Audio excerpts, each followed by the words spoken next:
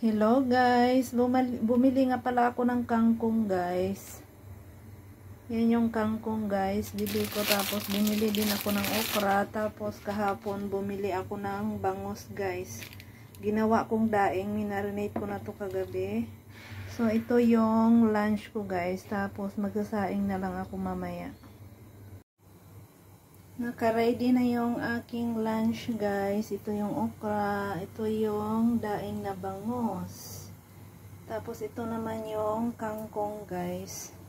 So ipiprepare ko na guys kasi 11:15 na dito sa Hong Kong. So maglagay lang tayo ng mantika sa kawali guys. So mainit na yung ating kawali. Ilagay na natin yung ating daing na bangus guys. Dito muna natin yung ating daing na bangus guys. Baliktarin na natin yung ating bangus guys. Sarap ng aking tanghalian. Daing na bangus. So luto na yung ating bangus guys. I-transfer lang natin sa plate.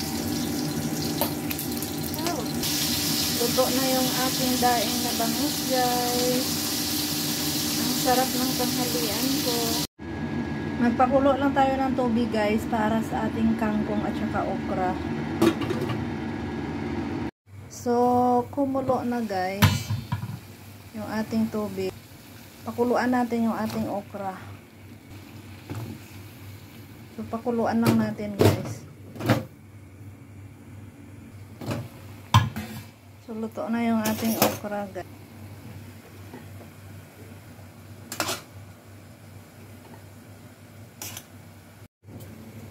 Kumulo na yung ating tubig guys, ilagay na natin yung ating kangkong.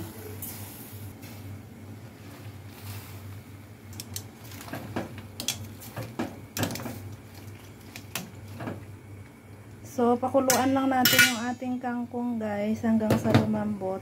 Habang nagpapakulo tayo ng kangkong guys, gawa tayo ng sausawan na bagoong with vinegar. So ito yung nabili ko na bagoong guys. $24 yung bili ko nito dito sa Lokpo. So gawa tayo ng sausawan sa ating nilagang kangkong at saka nilagang okra guys.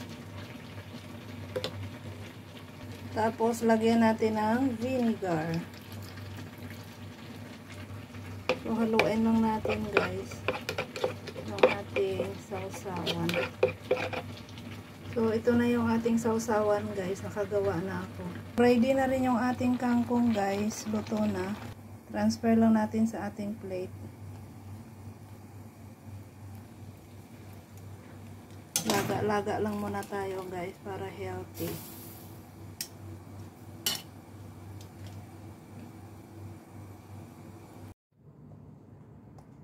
Ito na yung aking lunch guys.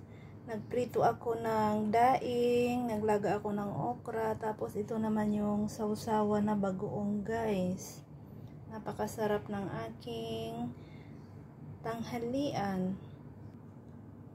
Tapos naglaga din ako ng kangkong guys. Ito yung isasawsaw ko sa bagoong. Tapos kanin guys, hindi ko pa nainit yung kanin, yung tira namin kagabi. Thank you for watching.